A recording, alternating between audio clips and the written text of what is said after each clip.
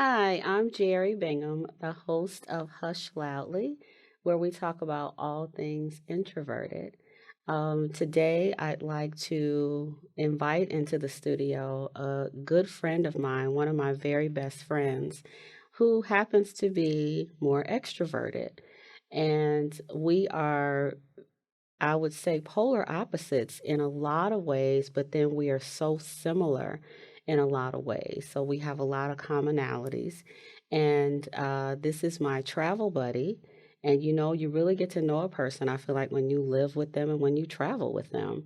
So I thought I'd have her to come in today and we can talk about the balance, talk about our relationship. The experts say that no one is 100% introverted and no one is 100% extroverted. We all have both sides and the ability to turn it on or turn it off for situations, for our choices, for whatever. And so I just thought I would invite my friend, and I'll say, let me introduce you to Elaine Barnes, my friend since the 90s. We were out shopping recently, and we were just talking to each other the way that we do. And the lady in line said, "How long have you two been friends?" And and she said, "I could tell." But this is Elaine, and I want to also start by saying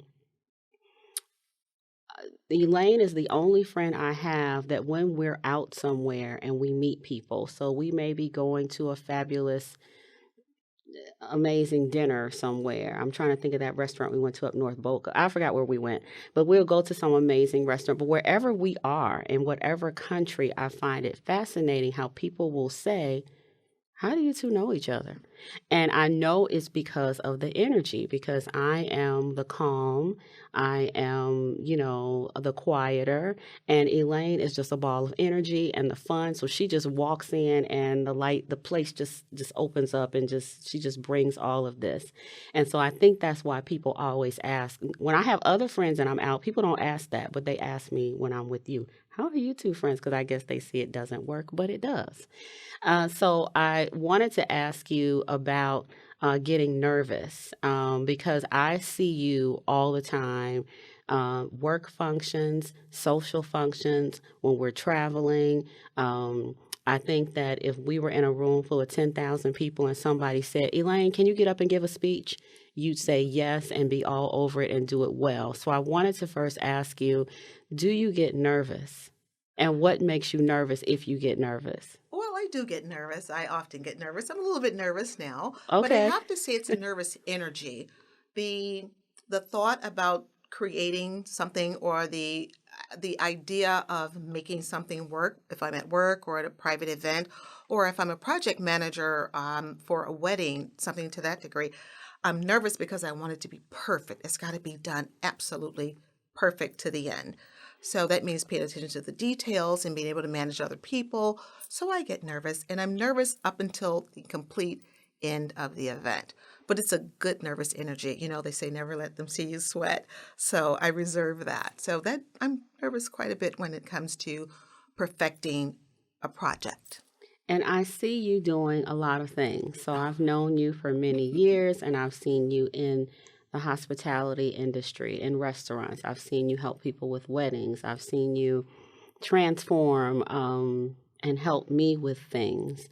What is it that you do or what is it that you like to do? What is it? What is it about you? Well, the first thing I want people to feel the energy that I have. I'm usually pretty happy. I mean, I'm human. I have good days and bad days, but for the most part, I'm very happy and in a great mood, and I want that energy to transfer to other people, especially if we're in the same space. I think part of understanding that I'm extrovert with about 25% introvert that kind of helps pull me back because everybody doesn't want all of that, hey, in your face, and I'm all Right. excited. Right. So I have to really manage that. And that's when I go into style shifting to my introvert and let my extrovert get really pumped up for the next event. Well, it's interesting you said that because that awareness is so key. Because I will have people who are like that. They're in my face, they're this and that. that's fine for somebody else, but can't you read my face that I'm not into it?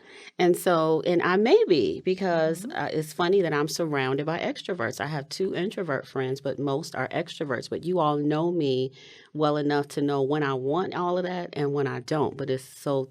I'm grateful that you are having that awareness to know everybody Hmm. doesn't want that all the time. And so you're able to turn it on and turn it off. Why do you think we mesh so well? I remember when I first met you, we were at a large global advertising agency, and I'm an observer, usually as introverts are. I'm sitting back and watching and observing. And introverts also are known to be a little picky about who we decide to let into our lives. And that's something I actually am proud of. Everybody can't be in my life. Everybody can't have my phone number. True. Everybody, I don't want to hang out with you. You can do what you do, but I am very selective about who I share energy with and who I share my life with. Hmm. And I remember you were just like this ball of energy. And I was like, what is this? Who is this girl? And you were just talking about, oh yeah, I was in South Beach last week and I was this, and I was just like kind of, I don't know. I just had to sit back and observe. I didn't understand what was happening. And you just I don't know, instantly you just became my friend. And so after a while, I just was fascinated. I was fascinated at first, but now I know you. And so I wonder, why do you think, or how do you think we mesh so well? I think it comes out of that whole balance. Extroverts, introverts balance each other out. I know with my relationship with you, I am always a ball of fire energy. I hit the ground running every day. But there's a part of me that needs to relax and calm down. And I can't do that because my energy feeds off other people. And so, what your introversion does for me, it makes me relax. I stop, I think, I analyze, and it just gives me a sense of calmness, and I need that. And it just kind of your friendship reels me back into the reality. Okay, Elaine, we're going to travel. This is what we're going to do. And most recently, I started putting together folders so that when I get that little downtime, when I'm going into my introversion that it's spawned by you, now I can organize my thoughts. Now I can put everything in order instead of just throwing the whole kit and caboodle and just start running around like a crazy person like I normally do. But Well, it's fun. It's a Well, lot of well, fun. what you said is how the experts talk about extroversion and introversion, how introverts gain our energy from within and internally, and extroverts gain energy from other people. And so Hmm. the more people and the more activity and the more that you're around all of this movement, you are jazzed, and it may help you be more creative and help Hmm. you go home and have the most amazing ideas and all of that. Whereas introverts typically are the opposite, where I'm frazzled after I'm in a room with a bunch of people. I just want to go home and chill and do nothing. I cannot be creative. I need to recharge first. And you're reminding me of when we went to Greece and when we went to Mykonos Hmm. specifically. And we were on, for those of you who don't know, Mykonos is a beautiful island in Greece. And um, it was kind of like a party island, and we were out, and of course introverts do socialize, and we I'm hanging with my friend, and then we get back to our room at like 2 or 3 in the morning. And I think that they had clubs that stayed open until 5 a.m., or they had a club that was going to open at 5 a.m. Hmm. It was something like that. So we come in and I'm exhausted, and Elaine is a ball of energy, and she's like, okay, I'm gonna wash my face, I'm gonna change clothes, I'm gonna whatever, you go to sleep and I'm going to go to this club. And I said to you, no, you're not, lie down. And you rolled your eyes at me and you laid down. And we had been drinking, we had been Hmm. traveling. I was not going to let you go out by yourself on an island in Greece at 3 a.m., even though you probably would have been fine. Of But I course. appreciated how you listened to me. You shut it down. And so I think that works well with us. And I always talk about how you push me to be more adventurous. And I think that I like adventure, but I like it from a distance, or like I'm going with you wherever you're going. You say let's go to Dubai. Yep, I'm Let's going. do We're it. going. And but I am more cautious where Hmm. you just jump right in, and that's kind of what One of the big differences is between introverts and extroverts. And so I wanted to know about your other friendships, your other relationships, whether personal and work. Um, do you find yourself more surrounded by extroverts or introverts, or do you even notice? Well, I worked in hospitality for 30 plus years. I'm a culinary professional, and I've had the opportunity to work with many different restaurateurs here in Chicago, abroad, and with many different corporate companies for events. So let's start with that. I find that when I'm at work, I know how to manage people differently. I know how to manage That's my that awareness extroverts, that you and I know have. how to manage the introverts. And for me, I find it's kind of a 50-50. You don't know until you actually start You don't engaging know. with people. Right. And I also have an innate ability because I know more about introversion because of your wonderful projects here. I can kind of, in about 3 seconds, tell if a person is an introvert or an extrovert because obviously I'm an extrovert first. I identify with that first. So I can kind of tell the person who just jumps right in and starts talking. And I'm like, okay, now let me speak with the introvert. And then we communicate so differently than I do with the extrovert. So it's a How's little bit that? of How balance. what's the difference between introverts and extroverts that you see? Oh, the first observation is introverts are quiet and they observe. They analyze, and I think the other part is they're looking for resolution. The extrovert, me, 100%, dive right in. I will assess the situation as I'm doing it. Yeah. And when I get to completion, sometimes it's not complete and I have to reorganize my thoughts and go back and start. But I find that the introvert doesn't have to do that. They have a plan, they have an execution, and they have a resolution. Extroverts, not so much. And it's okay Yeah, because I feel like, I'm never going to bash an extrovert. I love you all. And I'm never going to bash an introvert. It's great to have both. That's why we make absolutely. such a great team. And Absolutely. even in the workplace, I hope that people who are watching think about that. You need a balance. You need both because both have strengths that they will bring Oh, to your absolutely. project, whether it's in the restaurant industry, whether it's a college, whether it's a Hmm. corporate America, whatever it is. There's definitely something amazing about the balance. Um, so we have traveled to quite a few cities together and countries, and I wonder what it's like traveling with an introvert. So I know what it's like traveling with an extrovert and I enjoy it. Like I said, I think that you push me to be more adventurous. You push me to be more open, Hmm. trying new things. So all of the things that you make me try from that I don't care for, that I know I'm supposed to, like truffles and all of those things that everybody loves. Yes. You are educating me on that and making me try, and I appreciate being able to try. So those are some of the things that I see traveling with an extrovert that works for me. Um, and then you're always down for anything. Oh, So yes, whatever you want to go, absolutely. yep, let's go. Let's What do time? it. So what is it like traveling with an introvert, a person who is opposite in a lot of ways? I find that I get to experience and see a lot more when I'm with you on a trip than I am when I travel solo with anyone else. Again, you observe, you do a lot of research even before we start traveling. And even though you tend to lean toward more solo activities, I I move towards more inclusive. And sometimes I just need to reel it back. Sometimes I just need to stop and be able to appreciate the tulips that are in Amsterdam versus going to the ice bar and having fun. Yeah, And so I learn a lot. I experience a lot more, and the experience itself is more intimate yeah. because it's not all the bells and whistles of all the excitement. I can focus on that one thing and really take something from it, like our trip to Amsterdam. I mean, I was very disappointed about the ice bar. I thought it was going to be this great I remember igloo, that. fur coats, and champagne. And then we walk in, and it's like a little dark room with drinks I'd never heard of and would never have. On the other hand, waking up at 5 a.m.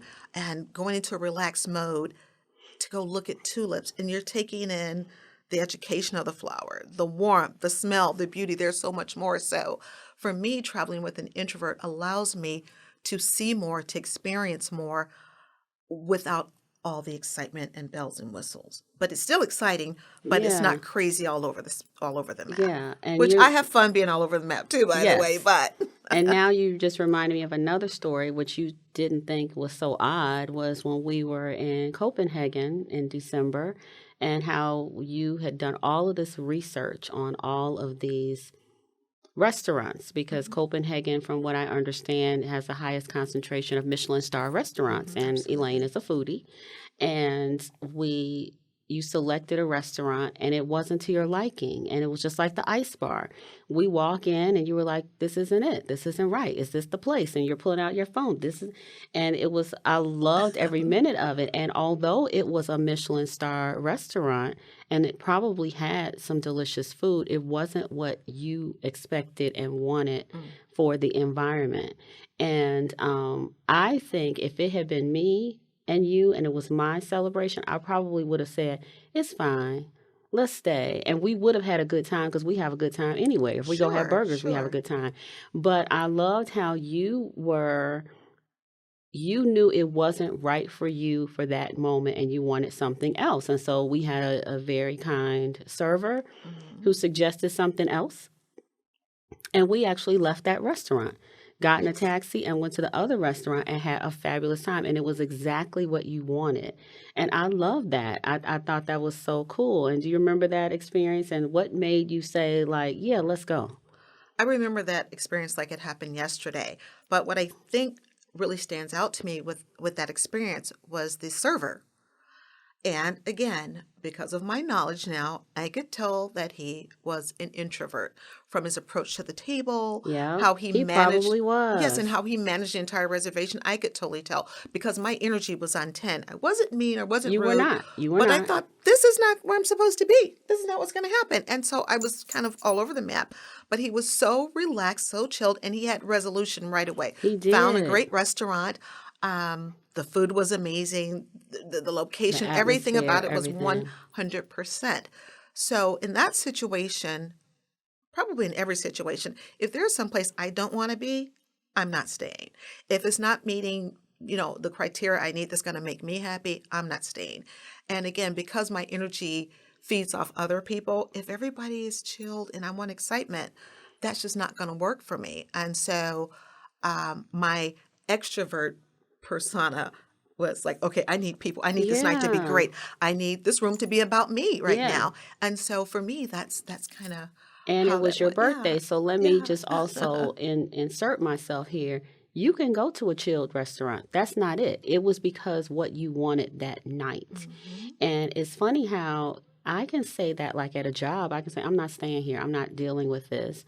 But for a restaurant and for that in a different country, I just loved how you, because I just don't know if I would have said that. I probably would have stayed there knowing that it's going to be good and been okay with it. So I appreciate you and your extroverted tendencies and your desire to make this something other than it was. Um, I wanted to know, is there a method to your madness? And so when I say madness, I mean like your decisions. So you are the only person I know, I don't know anyone like you, who will decide, I'm going to go live in Greece, and then you go live in Greece. Or I'm going to go live in Panama, and then you make your plans and you will talk about it with me and you'll run it by me. And I think you do Hmm. ask my opinion and you take that all in. And then you decide, and then you tell me you're going to, I don't know, you say all kinds of things, and then you decide. Sometimes you change your mind, Hmm. because I don't know if Absolutely. you were going to China, I don't know where you were going, and then you changed your mind. And I don't know, I don't remember. But is there a method to your madness? Is everything with your heart, your emotion? Like, how do you make decisions like that? And also, these are big life Oh decisions yeah. that you do this. So it's not even just apartments and rentals, because you do that too, where the energy's not right. But is there a method, do you think, to your madness? There's absolutely a method to my madness. The first thing I do is listen to my inside voice. I go with my tuition. That's the very first thing. If I make a decision about something because it looks gorgeous, I'll do a little research, but I have to feel the energy first. It has to feel good. If anything slightly feels off, it's canceled. I like to do things that make me feel happy, no matter what it is, whether it's dining in Rome because we decide to do it at the last minute, or if I decide I want to live in a different part of Chicago and I want to do it in 3 months. Even though I have a contract for 12 months, I figure out a way to make the change because at that moment I know it's going to give me so much energy. I'm going to be so excited and so happy. I just dive right in. I'm a risk taker and I really love a challenge. I'm smart enough to know, well, I'm not going to do bungee jumping. That's not going to happen. However, I did zip line and I loved the speed, the craziness over a jungle where I could have just snapped and fell in. But it was the adrenaline, the challenge, and the excitement. But I felt safe inside. I knew I was going to be okay. That intuition said it's okay. So that's pretty much where it starts. If it feels good on the inside and I make the decision and it still feels good, then it's going to be a great event. If there's any second guessing, period, cancel, the end. I remember when you moved to Panama and you moved to a beautiful place. Hmm. And I think that's when the pandemic hit. Yes. And then COVID-19, but it wasn't that made you move to another place. I remember you moved to a place Hmm. and then things just didn't feel right. Like, walk us through that. Well, And and then you moved to another place that was perfect, I think. exactly. So the place that I ended up living in was the first place that I looked at. Fell in love with it, thought it was amazing. Um, the location is kind of what made me feel not 100% to move in because it was far from everything. It was up on a hill in its own community. Well, again, the extrovert. I want to go where there's people. I want to be across the street from the park. I want to, be next door to the mall. And I want to be in a building where I know people. So that's how I ended up moving into the first property. Everything that could go wrong in that first property went wrong. And I'm like, no, we can fix this. No, this is going to work because this is where I want to be. It wasn't where I was supposed to be. Mm. So let's fast forward a few months later, still everything going left. And I thought, okay, your intuition is telling you to exit stage left. And I did. And I ended up moving into the first place that I selected the first time. And it ended up being perfectly fine. Again, I had it not been for the pandemic, I probably would have moved out anyway. It was just a different vibe. The energy wasn't what I thought it was going to be. Lots of people around, but it wasn't giving me the extrovert energy I need because I need to be busy. It was so chill that I stopped liking nap time. And we all love a nap in the afternoon. But it was really based on my intuition, my inside voice. And that's pretty much how I make my decisions. Okay. Yeah. And do you use that for other decisions? So I know for that big move, but what about for new clients or new projects and if you're going to work a 9 to 5? So the same thing is that same method. Everything, the friendships I develop, the jobs I take, buying a pair of shoes, eating at a restaurant, everything that I do, every decision that I make has to come first from within. Of course, I make intelligent decisions based on, the thought process and research, but that still may not give me that happiness, that good feeling that I want, that good guttural feeling. And so, yeah, I pretty much use that for everything. Also, in the workplace, if I work for a company and I'm making great money, but if I'm not happy there, it's exit stage left. Yes. It's time to go where I get my good energy flowing Yes. both ways, actually. Yes. And Yeah. another thing I didn't mention earlier, wherever we travel, you may not know someone. You may know someone there. If you don't, you know someone who knows someone there. I So, know, it's like when we crazy. went to Dubai and you ended up emailing somebody, texting somebody, and then this guy comes from out of nowhere and buys us drinks and all of these things, and he's the beverage manager and all of these things. And I love that. And I wonder, what is it? I have good relationships with people too. I meet people, we stay in contact, but I feel like yours is on a whole different level. Even when we went to DC and we got into we got checked into the hotel at like 11 or 12 o'clock at Oh, night, and you yes. went over to the bar and you start up a conversation with a guy and you all know the same people, and I feel like that's just your extrovert energy. Do you have any, what do you think? Do you know that's odd? Or it's odd. I don't I think it's think it's odd odd. because It's it's my rare. lifestyle. It's me. It's It's what I rare. do. Nobody's life is like that. Um, I love meeting new people, and I Yes. also like the challenge of seeing if they're open to meeting me. Not Yes. everybody wants to come up and say, "Hello, my name is Elaine," Yes. or my name is, Darius. People don't really like that, but I like Yes. the challenge of seeing if I can have them break that wall, open those hands, open up the heart, and start a conversation. You never know who you're going to meet. You never know what connections you're going to have. And that's another reason why I love traveling, learning about different cultures, meeting different people, really having that full experience. I don't know that the introvert side of me comes out during any of that. I don't think so. I Because would I'm just agree. chatting and Yes. talking, but Yes. what I don't cross the line though. I Yeah. still live in the personal space, Yeah. but I will talk to just about anyone. And ask them for their phone number, because Oh I yeah. remember, now you make me think about when we were in Australia and we were taking that amazing train, the GAN, up to Yes. Darwin, so up to the northern part of the country to see the Aborigines and how they lived. And we were on a train with some people from Ireland. And we sat across from them in the dining car and had dinner. And the lady was kind of psychic or something, because she was telling us about some people. I don't know. It never happened. I'm not married. You're not married. I don't Right. know whatever happened, but I guess our great loves are still out there. But I remember after we finished talking, you asked her for her phone number. And I would never do that. And you probably still have that lady's phone number, so that when you go to Ireland and I know you will call her and you will get Yes. together with her. It was a couple. And I probably have reached out to them. Right. Yeah, I And that's probably have something, I think spoken that's with so them. cool. Yeah, I Hmm. have a lot of associates and great friends all over the world. I just feel like life is too short to just be settled in a place where you're not comfortable, and that goes extroversion or introversion. If Yes. you're not comfortable in a space and it doesn't sit well with whatever your personality type, then move on to the next side. Change it. Just move it. Just Yeah. change it. It's as simple as that. And I know there are a lot of people who are not going to love my energy, and there are a lot of people who are going to embrace it. But we just have to kind of wait and see that introduction. So I know you've been lots of places, but where are we going next? Where are we going this year?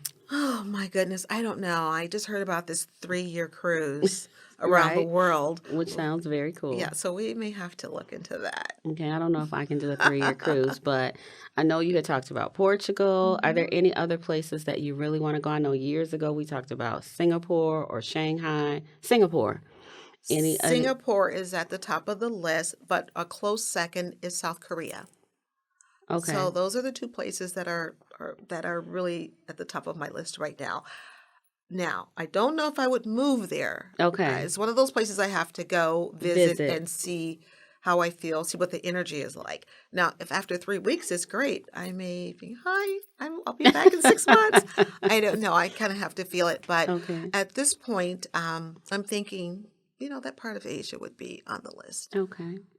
So this is all the time that we have, That's my dear great. friend It's Elaine. a pleasure. For people who like to follow you and look at the adventures, your adventurous life, how can people follow you and watch the cool things that you're doing? Well, they can find me on IG, Instagram. I am Champagne Elaine. So it's I am Champagne Champagne Elaine. Elaine, And for yes. those, just FYI, Elaine only drinks champagne. You Oh, should not be surprised at that. She don't drink anything else. it's So thank you, our guests, for watching us today. And we'll see you next time on Hush Loudly. Thank you to my guest, Elaine Barnes.